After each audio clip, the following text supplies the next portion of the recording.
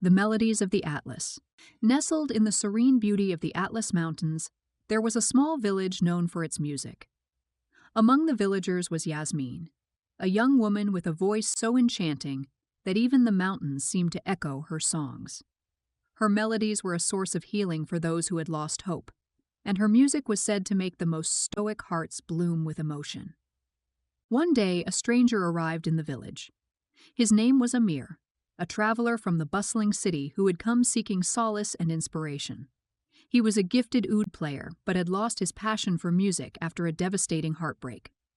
Amir wandered through the village, carrying his oud but never playing it, as if its strings were too fragile to bear the weight of his sorrow. One evening, as the sun set behind the mountains, Amir heard Yasmin singing by the river. Her voice was like the gentle wind caressing his wounded soul.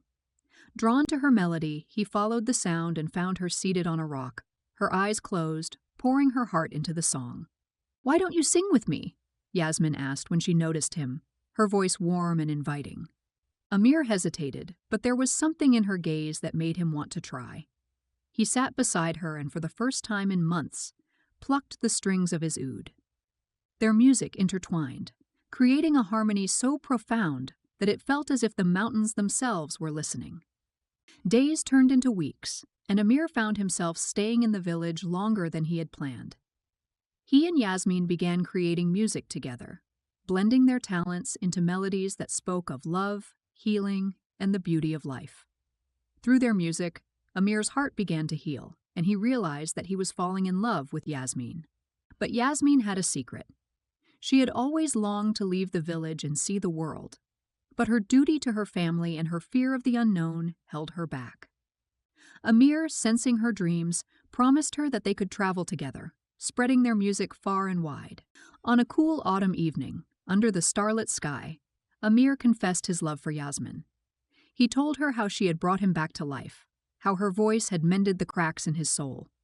Yasmin, with tears in her eyes, told him that she felt the same, but was afraid of what the future might hold. "Love is like music," Amir said. "It doesn't need to be perfect, it just needs to come from the heart."